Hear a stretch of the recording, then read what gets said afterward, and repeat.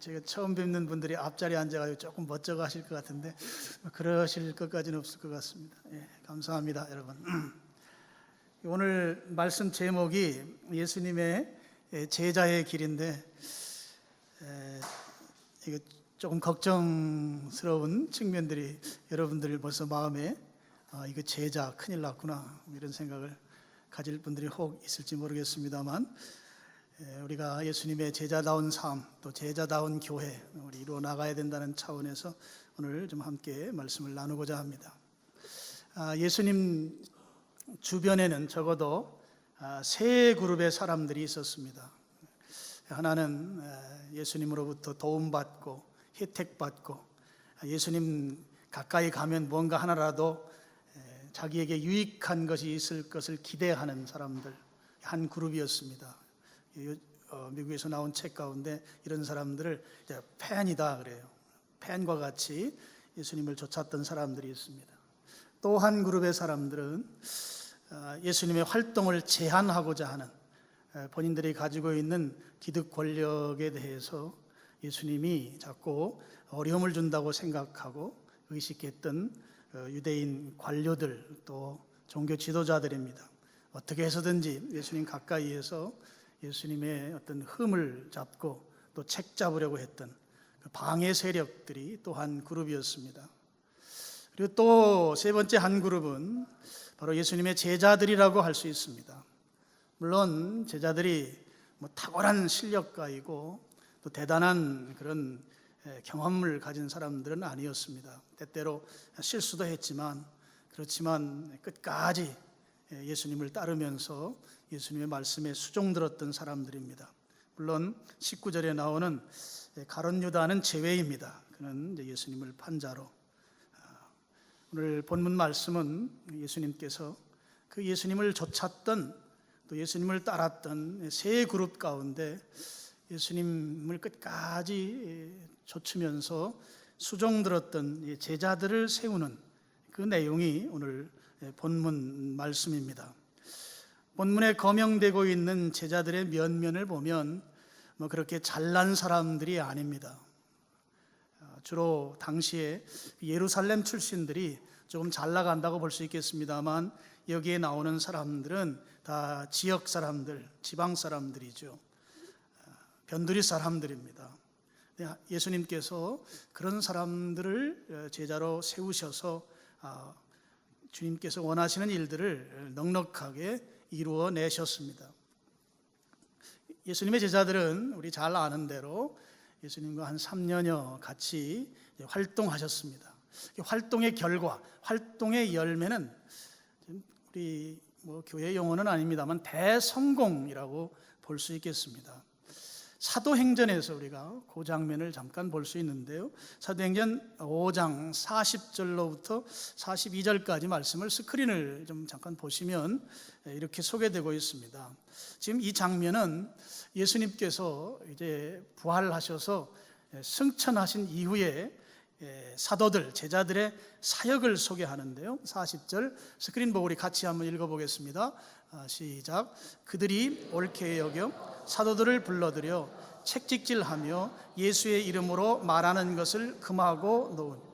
예수님 승천하신 이후에 예수님 이야기 자꾸 하니까 당시에 그 종교 지도자들이 불러서 예수님 이름 말하지 말아라 하면서 그냥 달랜 게 아니고 책찍질했다 이래요. 아주 두드려 팼다 이거지요. 이렇게 해서 그들을 이제 다시는 예수님 이야기하면 그냥 두지 않겠노라 하고 그런 표현인 거죠. 41절 시작.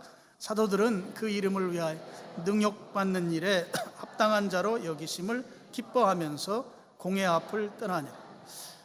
얼마나 멋진 모습입니까? 지금 이 사도들은, 제자들은 지금 이 공회 유대교 지도자들로부터 아주 흠씬 얻어맞아서 지금 엉덩이가 엉망진창일 텐데, 그런 상황인데 예수님 때문에 능욕받는 것을 합당하다, 내가 당연히 받을 고난이다. 그러면서 성경이 표현하기를 기뻐했다 이렇게 나와요. 이 멋진 제자의 모습이죠.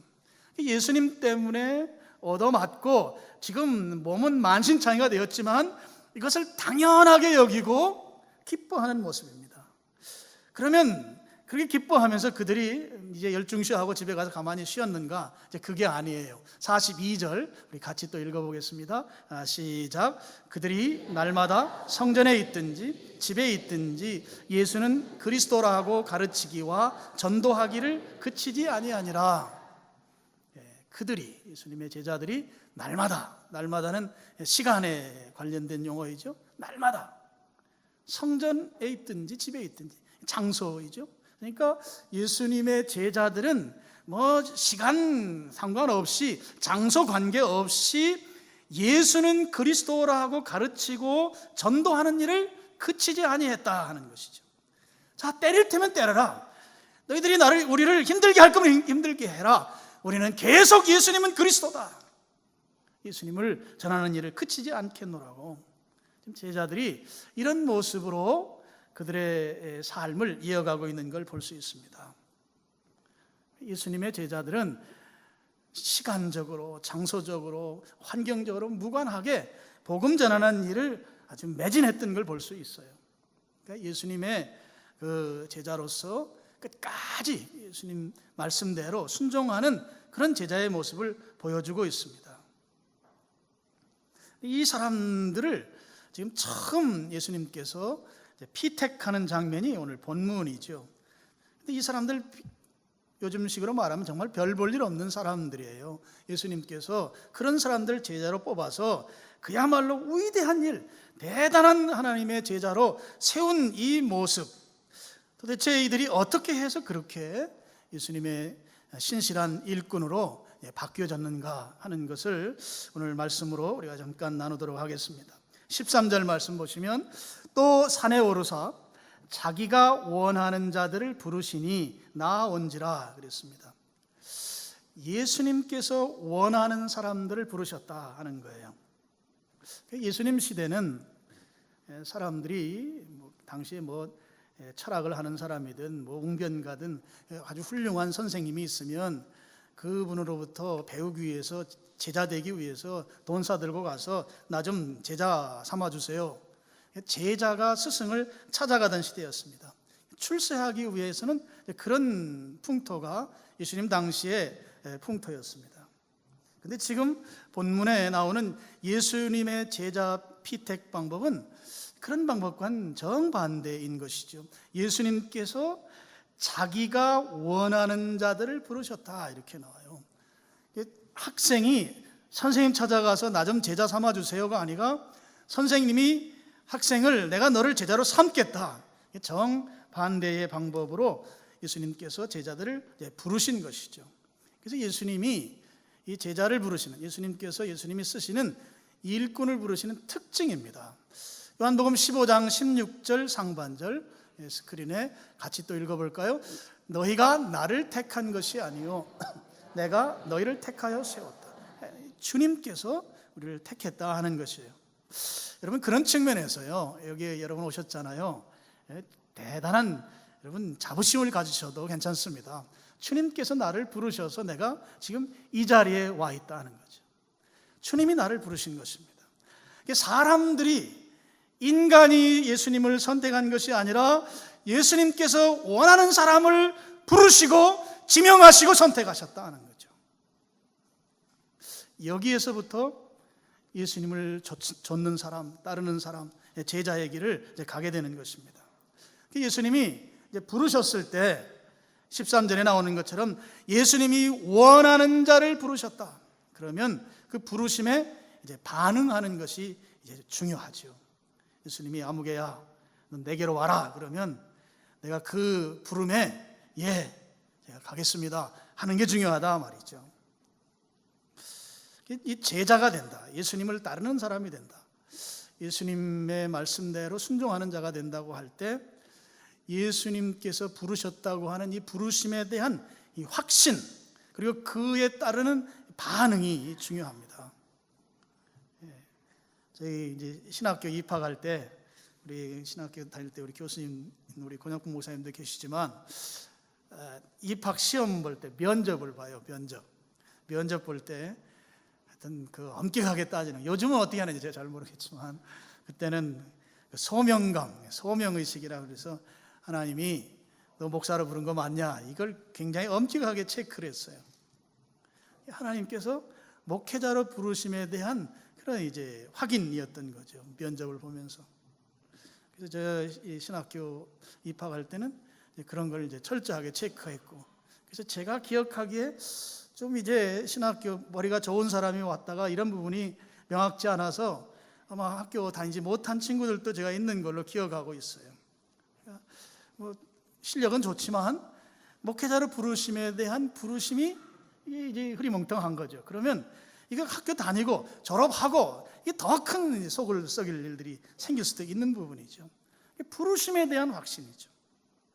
그래서 우리 저 같은 경우는 이제 신학교에 이제 목회 소명 확실해서 또 확실한 그런 상황에서 공부하고 해서 이제 지금 목회자가 되어 있습니다. 오로지 한눈 팔지 않고 주의 복음을 전하는 그런 목회자의 삶을 살겠습니다. 우리 학교 다닐 때 많이 불렀던 그 복음성가 부름받아 나사님은 어디든지 가겠습니다. 아골골짝 빈들에도. 옛날엔 그렇게 불렀는데 요즘은 뭐 그렇게 안 부른다고 그러더라고요. 잘 안 부르는 찬송 가운데 하나가 됐습니다. 소명의식, 주님이 나를 부르셨다고 하는 데 대한 확신, 그리고 그 확신에 대해서 내가 반응하는 것, 이 중요하다 하는 거예요. 그럼 적어도 주님의 그 부르심에 우리가 순종하고 반응하려면 두 가지 중요한 결단이 필요합니다. 성경 한번 보여주시죠. 마태복음 16장 24절 말씀입니다. 우리 같이 또 읽어보겠습니다. 시작. 이에 예수께서 제자들에게 이르시되 누구든지 나를 따라오려거든 자기를 부인하고 자기 십자가를 지고 나를 따를 것이니. 여기 두 가지 말씀이 나와요. 제자의 삶을 살려면, 제자의 길에 들어서려면 첫째는 자기를 부인해야 된다 하는 거죠. 그리고 또 하나는 자기 십자가를 져야 된다 그랬습니다. 자기를 부인한다고 하는 것은 우리 인간이 가지고 있는 죄성으로부터 발로한 인간적인 그 욕심들을 또 인간의 본성으로부터 벗어나는 것을 말합니다. 내가 가지고 있는 주님의 뜻을 순종하는데 그 왜곡시키고 불편하게 만드는 그런 내 속에 있는 요소들을 제하는 것, 이것이 자기 부인입니다. 내가 부인될 때에만 비로소 주님의 뜻이 나로 말미암아 온전히 순종될 수 있기 때문입니다. 예를 들면 그런 것과 같아요. 여러분 이제 사고 나서 이제 골절을 당한 사람이 있어요. 이제 병원에 가서 이제 어디가 어떻게 부러졌는지 이제 엑스레이 촬영을 해야 되는데, 근데 막 여기저기 아프고, 그래서 병원에 가 촬영하는데 이 다친 사람이 그러는 거예요. 다른 데는 다 사진 찍어도 되는데 제 상반신은 찍지 마세요. 다른 데는 다 찍어서 사진 찍어서 그 문제가 생긴 건 치료해 주시는데요, 제 상반신은 찍으시면 안 됩니다. 그건 자기 부인이 되지 않은 거예요. 다 찍어보고 문제 생긴 곳은 다 치료해야 되는데, 근데 일부분은 남겨놓는 거죠. 주님의 뜻이 내 안에서 온전히 이루어질 수 없는 거예요. 내가 순종할 수 없다 하는 것이죠. 나를 다 내려놓아야만 그 속에서 주님의 뜻이 이루어지는데, 내 속에 이것만은 안 돼요, 이건 하면서 챙겨놓는 부분 때문에 주님의 뜻이 내게서 온전히 이루어지지 못하고 내가 순종하지 못한다 하는 겁니다. 자기 부인의 결단이 제자에게 요구된다 하는 거죠. 그리고 또 하나는 자기 십자가를 져야 된다 그랬어요. 제자의 삶이 이게 그렇게 결코 간단치 않은 걸 우리가 좀 볼 수 있게 되는데요. 예수님 당시에 십자가를 진다고 하는 건, 십자가는 로마 제국의 사형 틀이었습니다. 십자가를 진다고 하는 것은 로마에 복종한다는 의미예요. 로마 법을 따른다, 로마에 순종한다는 그런 의미입니다. 근데 예수님의 제자가 되기 위해서 자기 십자가를 진다고 하는 것은 하나님께 대한 복종을 상징하는 거예요. 하나님 말씀이면 제가 무조건 순종하겠습니다. 하나님의 뜻대로 순종하는 것, 이것이 자기의 십자가를 지는 것이다 하는 거죠. 하나님이 원하시는 바는 내가 다른 토 달지 않겠습니다. 주님의 뜻이 분명하면 제가 그렇게 하겠습니다. 순종하겠습니다. 그것이 바로 십자가를 지는 것이다 하는 거죠. 조건 없이. 지금 제자의 삶이라고 하는 것은 그냥 나를 제자 삼아주신 그분의 뜻대로 온전히 순종하며 나아가는 것, 그것인 것입니다. 그래서 첫 번째, 주님께서 주님의 일꾼으로 제자로 우리를 불러서 쓰신다고 할 때 맨 먼저 중요한 부분은 주님이 원하는 자를 부르신다. 거기에 우리가 반응하는 것이 중요하다. 그래서 주님의 뜻이 내게서 온전히 이루어지도록 나를 부인하고 내 십자가를 지는 태도가 중요하다 하는 거예요.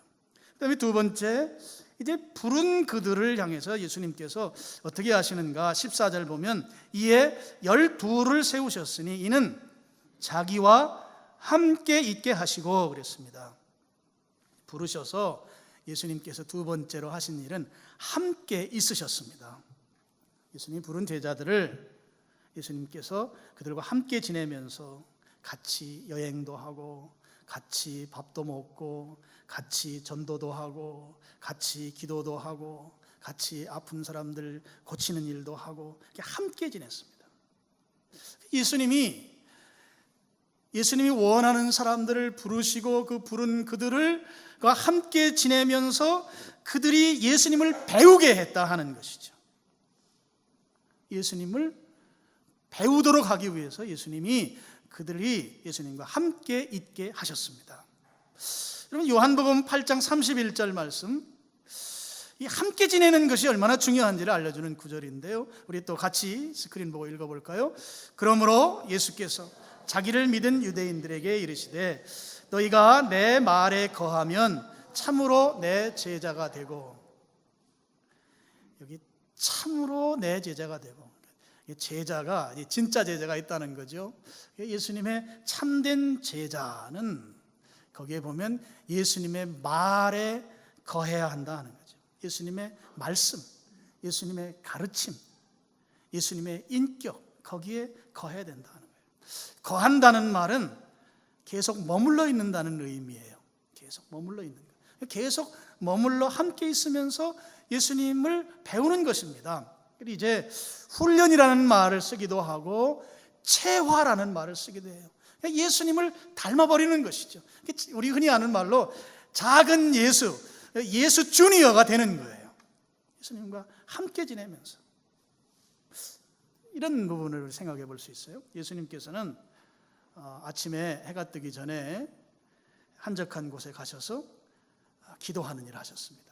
하나님과 교제하신 것이죠. 새벽 미명이다. 해가 뜨기 전입니다. 주님과 교제하는, 하나님과 교제하는 삶을 예수님 몸소 실천하셨어요. 제자들이 지금 함께 있습니다. 근데 하루가 얼마나 피곤합니까? 지치고 힘들고 졸립고. 근데 예수님은 그때마다 아침에 일찍 일어나셔서 한적한 산으로 가셔서 기도하신단 말이죠. 제자들 따라가야죠. 배워야죠.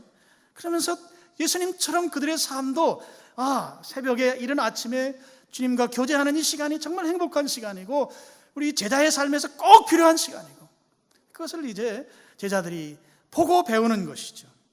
그래서 예수님께서 사셨던 그 삶을 성경은 습관화가 됐다, 익숙해진 것이죠. 예수님의 그 익숙한 삶을 제자들도 당연히 익숙하게 그렇게 살아가야 되는 거다. 예수님과 함께 지내면서 예수님을 배우고 예수님을 닮고 예수님의 주니어가 되는 거예요. 그것이 바로 예수님과 함께 지내는 자가 누리는 삶입니다. 그래서 이것이 훈련이라 표현도 하고 또 체화라 표현도 한다 하는 거죠. 이런 질문을 우리가 할 수 있어요. 오늘날 예수님 안 계신데 그럼 오늘날은 어떻게 예수님과 함께 지낼 수 있습니까? 예수님 이미 천국에 가셨고 지금 이 땅에는 우리들끼리밖에 없는데, 그럼 지금 우리와 함께 하시는 분 성령님 계십니다. 성령님 함께 하시면서 우리를 어거하시죠. 우리를 지도하십니다. 저는 네 가지 측면에서 주님이 우리와 함께 하는 걸 우리가 지금 이 시간도 경험할 수 있다고 생각해요. 하나는 성경 말씀을 묵상하는 삶을 사는 거예요. 이 하나님의 말씀을 묵상하는 가운데 주님과 교제가 가능하고 주님과 함께하는 삶이 가능합니다. 그래서 여러분, 우리의 삶을 쭉 돌아보면서 여러분, 하루의 삶 가운데 내가 이 성경 말씀을 묵상하는 시간, 말씀을 읽고 기도하는 이 시간을 얼마나 갖고 있는가, 이걸 정말 여러분 한번 돌아봐야 합니다. 주님과 함께하는 것이 제자의 삶일진데 그런 삶이 내 삶 가운데 확보되어 있지 않다고 하면 이미 빨간 사이렌이 지금 불고 있는 거나 마찬가지예요. 내 삶에서, 나 오늘 하루의 삶에서 내가 주님과 교제하는, 말씀을 묵상하며 교제하는 시간이 얼마나 되나. 텔레비전 연속극 보는 시간은 꽤 많잖아요. 텔레비전에서 하는 드라마나 뭐 이런 거 보는 시간은 많은데 요즘은 텔레비전도 안 해요. 스마트폰을 통해서 여러분 시간 보내 얼마나 많아요? 근데 정말 말씀 깊이 묵상하면서 이 속에서 주님께서 내게 주시는 그 은혜, 주님이 나와 함께 하시는 그 확신을 누리는 그 시간을 확보해내는 것, 이게 중요합니다. 오늘 예수님께서는 말씀 묵상하는 가운데 우리와 함께 하셔요. 또 한 가지는 우리 교회 생활입니다. 그저께 제가 국민일보를 보니까 요즘은 그 나홀로 신앙, 그래서 집에서 이 매스컴, 뭐 컴퓨터 이런 걸 통해서 집에서 혼자 예배드리고 필요하면 또 헌금도 보내고 막 이런다고 그러더라고요. 혼자서 다 신앙생활, 자기 신앙 관리한다. 이 결정적으로 이건 아주 잘못된 신학이죠. 잘못된 것이죠. 우리는 교회를 이루어야 합니다. 교회가 이 땅에서 우리의 그 어떻게 보면 최종 목표와 같은 거예요. 이 교회 생활을 통해서 특별히 우리 성도들의 그 교제, 코이노니아를 통해서 예수님을 함께 경험할 수 있습니다. 여기 우리가 주의할 게 하나가 있어요. 성도들이 모여서 교제한다고 할 때 그 교제의 내용이 중요해요. 교제의 내용이 주님이 중심이 되어야 합니다. 그러니까 예수 그리스도가 주제가 된 교제여야 해요. 뭐 세상의 유행, 뭐 연예인들의 그 에피소드, 이런 것이 주제가 된 교제는 그건 성도의 교제가 아니에요. 비록 그리스도인일지라도 말입니다. 말씀이 중심이고 예수님이 중심인 교제, 성도의 생활, 교회 생활을 통해서 예수님 함께 경험할 수 있고 함께 할 수 있어요. 세 번째는 함께 드리는 예배를 통해서입니다. 우리 지금 이렇게 나오셔서 함께 예배드리고 있잖아요. 이 속에 우리 성령님이 임재하셔요. 우리가 함께 하셔요. 성령님을 체감하는 거예요. 여러분, 그러기를 축원합니다. 주님이 지금 내 영혼을 사로잡고 계시는 것이죠. 주님의 그 뜨거운 역사하심 우리가 이 시간에 체험하는 것이죠. 주님이 함께 하셔. 그래서 예배를 드리는 가운데, 찬양을 드리는 가운데, 말씀을 듣는 가운데 주님이 나를 만나주시는 거예요. 나를 찾아와 주시는 거예요. 주님이 함께하는 것을 경험하는 시간이 된다 하는 것입니다. 그리고 또 한 가지는 믿음이 성숙한 지체들과의 그 나눔을 통해서 주님을 경험할 수 있어요. 그들의 섬김과 돌봄을 통해서 예수님이 나하고 함께 한다고 하는 것을 체감하게 되는 것이죠. 그래서 예수님께서 원하시는 사람을 부르셨습니다. 그리고 부른 그들을 예수님께서 함께 데리고 있으면서 그들을 예수님과 같은 존재로 만드셨습니다. 이것을 훈련이라 말하고 체화시킨다고 말해요. 그 다음에 세 번째 예수님께서 하신 일이 있어요. 14절, 이에 12를 세우셨으니 이는 자기와 함께 있게 하시고 또 보내사. 또 보내사. 예수님이 계속 데리고 함께 계속 계셔주면 좋겠는데 이제는 보내버리셨습니다. 예수님이 부르시고 영어로 calling, 그 다음에 함께 지내고 영어로 training, 그 다음에 보내시고 sending, 그래서 CTS예요. 예수님께서 이 제자를 만드시고 그 목적에 부합되도록 사람을 세우시는 건 아주 간단해요. 예수님이 원하시는 사람 부르셔서 함께 계시면서 훈련하고 그 다음에 보내시는 거예요. 근데 이 일들을 우리 성경 이렇게 읽어보면 전부 다 예수님이 주도적으로 하고 계세요.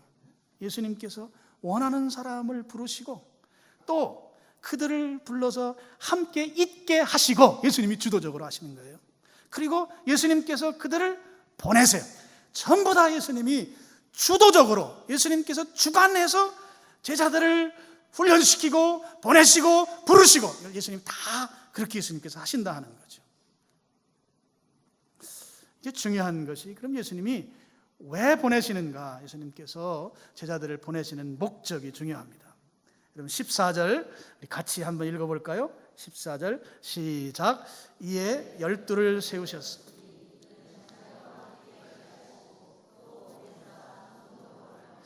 전도도 하며 이랬어요. 전도도. 이제 여러분들 전도 얘기 나오니까 막 가슴이 덜컹하죠. 목사님이 저 얘기하려고 오늘 이 본문을 설교하는가 보다. 그럼 제자를 세우시는 주님의 목적은 전도하는 일입니다. 이 전도하게 하기 위해서 보내신다는 말이죠. 전도한다는 말은 여기에 나오는 헬라 말, 여러분이 아마 많이 들어보셨을 것 같은데요. 캐리그마라고 하는 명사형이 있고 이 말에 이제 전도한다는 동사형이 캐리소라고 하는 말이에요. 그러니까 캐리그마라는 말은 선포한다는 말이거든요. 선포하게 하기 위해서 예수님께서 제자들을 보내시는 거예요. 선포는 대상이 나에게 집중하지 않아도 관계없어요. 그냥 외치는 것이죠. 그럼 무엇을 제자들이 선포하는가 하는 거죠. 예수님과 함께 살면서 예수님으로부터 배운 것, 체화된 것을 선포하는 것이죠. 예수님은 그리스도입니다 라를 선포하는 거예요. 듣든 안 듣든 예수님이 바로 그리스도이십니다. 예수님이 바로 메시아입니다. 선포하는 것입니다. 예수님이 바로 하나님의 아들이십니다. 선포하는 것이죠. 하나님의 아들이신 예수님. 예수님께서 바로 내 죄를, 우리의 죄를 대신해서 죽으셨습니다. 그분 죽을 뿐이 아닌데 나 때문에 사망하셨습니다. 이거 선포하는 거예요. 예수님께서 우리를 영원히 살게 하시기 위해서 죽으면 그걸로 끝날 수밖에 없기 때문에 다시 살으셔야 될 그 주님이 살으셔서 영원히 살게 만드신 영생의 복을 주시기 위해서 다시 살아나셨습니다. 예수님 이 내용을 선포하는 거예요. 그분을 믿어야만 구원받습니다. 영원히 삽니다. 지옥 가지 않습니다. 예수님과 함께 지내면서 그 삶의 체득한 내용을 선포하는 것입니다.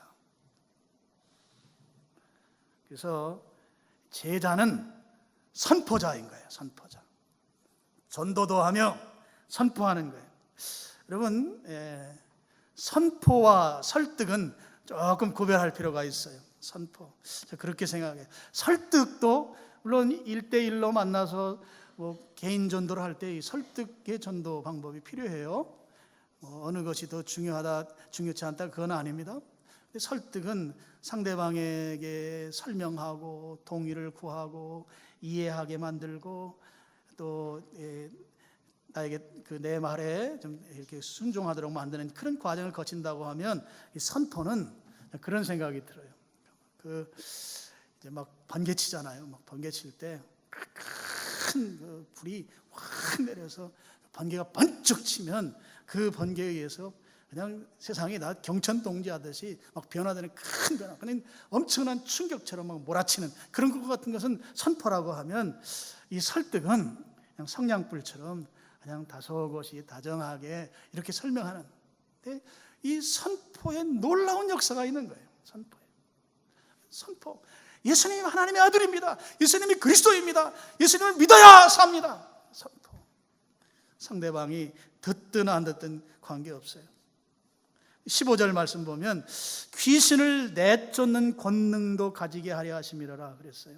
예수님께서 제자들에게 주신 권능이 하나가 있는데요, 그게 귀신을 내쫓는 권능이에요. 여러분, 귀신 내쫓는 거 설득이 좋을까요? 선포가 좋을까요?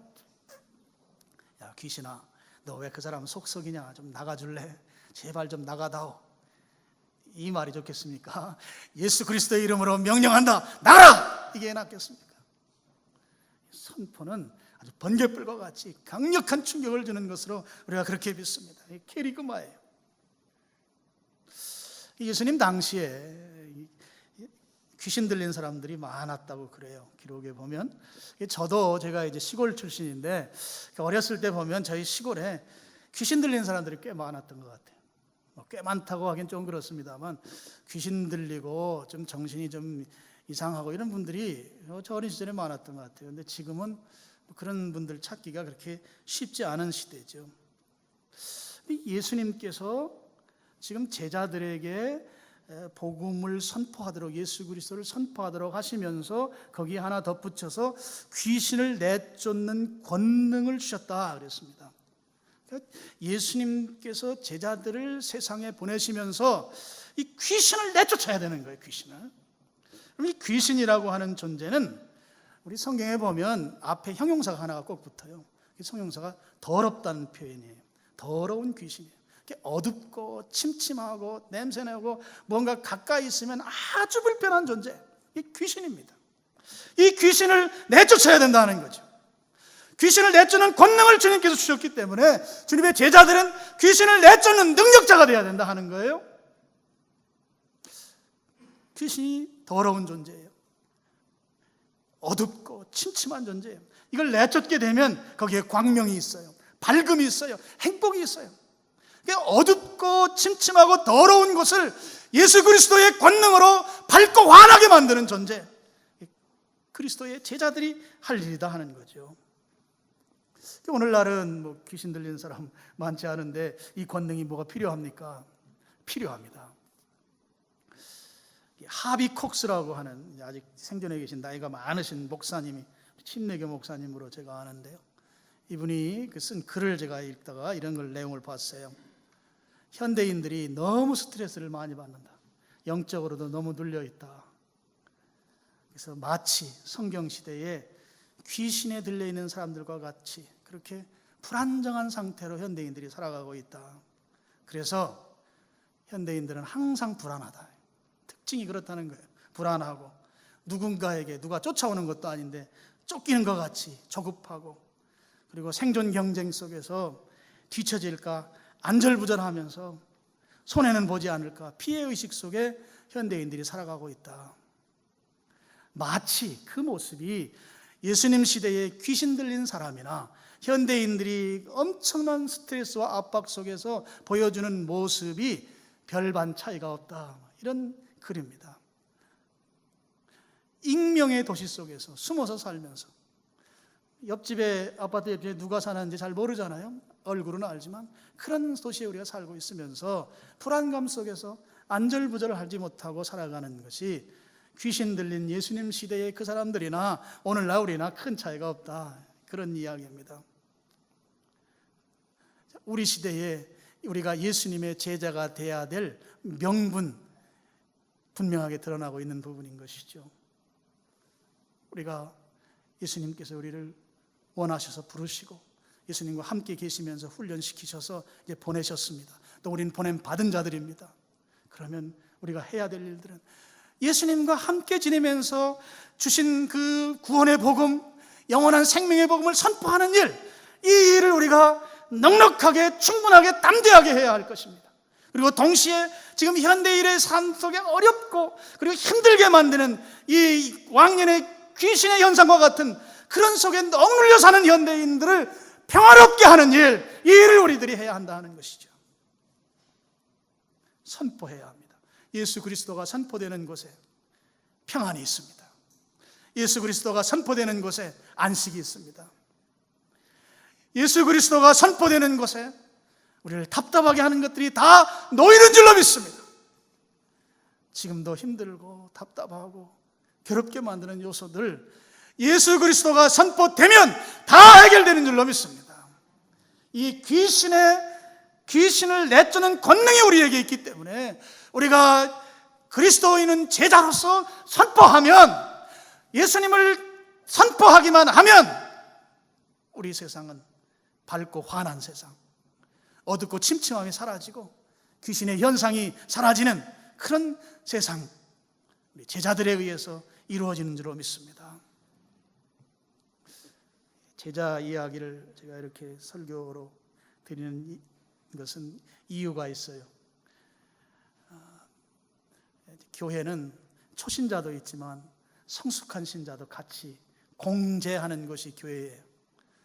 성숙한 성도들이 또 신앙의 어린 성도들을 잘 이끌어서 교회가 건강해지는 거거든요. 그래서 우리 교회가 앞으로 그런 훈련들을 좀 해나가려고 해요. 그렇게 하려면 우리가 제자로서의 삶의 결단이 필요합니다. 성경 구절 하나만 보고 말씀 마칠게요. 사도행전 20장 24절 말씀 우리 앞에 보시고 같이 한 목소리로 합독하겠습니다. 시작. 나의 달려갈 길과 주 예수께 받은 상 곧 하나님의 은혜의 복음을 증언하는 일을 마치려 하면 나의 생명조차 조금도 귀한 것으로 여기지 아니하노라. 성경시대의 사람들, 또 제가 봐도 우리 부모님 세대, 그 윗세대 선조, 믿음의 선조들은 여기에 사명, 그래요. 예수님께서 받은 사명, 은혜의 복음을 증언하려 하면은 내 생명조차 조금도 귀한 것으로 여기지 않았다. 생명을 조금도 귀한 것으로 여기지 않는 헌신과 열정이 성경의 사람들이고 우리의 선배들의 모습인데, 오늘날 우리는 많이 신앙이 약화되어 있어요. 그래서 주일날 예배에 참석하는 정도만 해도 신앙이 꽤 괜찮은 신앙이 되어 있는 시대를 우리가 살고 있습니다. 그러다 보니까 힘이 약해졌어요. 힘이 없어요. 너무 쉽게 죄와 타협하고, 그리고 귀신을 내쫓는 권능이 엄연히 우리에게 주어져 있음에도 불구하고 여전히 그 언저리에는 가보지도 못하는 그런 나약한 신앙으로 우리가 오늘 살고 있는지도 모르겠습니다. 저는 마지막으로 우리 성도님들에게 당부하고 싶은 것은, 우리가 이 시대에 주님께서 우리를 원하셔서 부르시고 또 함께 계시면서 훈련시키고 다시 내보내실 때에는 주님을 증언하도록 거기에는 권능을 주셔서 귀신을 내쫓는 이 권능을 우리에게 주셨는데, 우리 시대가 뭔가 왜곡이 되어 있고 잘못되어 있고 올곧지 못한 이 시대에 이 복음으로, 예수 그리스도로 이 세상을 평강의 땅으로, 그리스도가 함께 있는 곳으로, 복음이 흥왕한 땅으로 그 일을 우리가 맡아서 책임 있게 감당하기 위한 그런 사명자들이 우리가 되어야 되겠다 하는 것입니다. 그렇게 하려면 생명을 조금도 귀한 것으로 여기지 않는 그런 열정과 헌신이 필요해요. 내 신앙이 여기까지 나가지 않았더라도 여러분, 그런 태도와 각오로 주님께서 그런 은혜를 여러분에게 주시기를 축복합니다. 오늘 이 자리에 참여한 여러분들에게 주님께서 제자로 지금 부르시고 있다고 믿습니다. 이리 오너라, 내가 너를 원한다. 여러분, 이 주님의 부르심 앞에 여러분이 반응하기를 축복합니다. 주님께서 나를 쓰시겠다는 거예요. 나를 이 시대에 꼭 필요한 주님의 제자로 세우시겠다는 거예요. 보내시겠다는 거예요. 전도하게 하겠다는 것이죠. 이 시대에 잘못된 것을 풀어내는 그런 제자로 세우시겠다는 거예요. 여기에 반응하는 여러분 되기를 바랍니다. 기도하겠습니다. 아버지 하나님, 우리 반주 좀 하시고 우리 각자 좀 기도하겠습니다. 주님께서 나를 부르시는 이 부르심 내 귀에 들리게 해주시고 거기에 응답하는 내가 되게 해달라고 한 2, 3분 각자 기도하는 시간 갖겠습니다.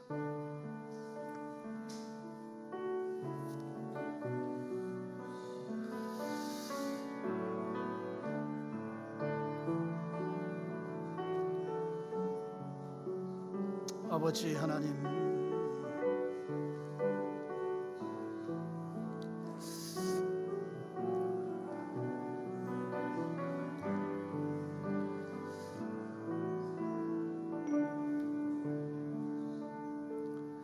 아버지 하나님,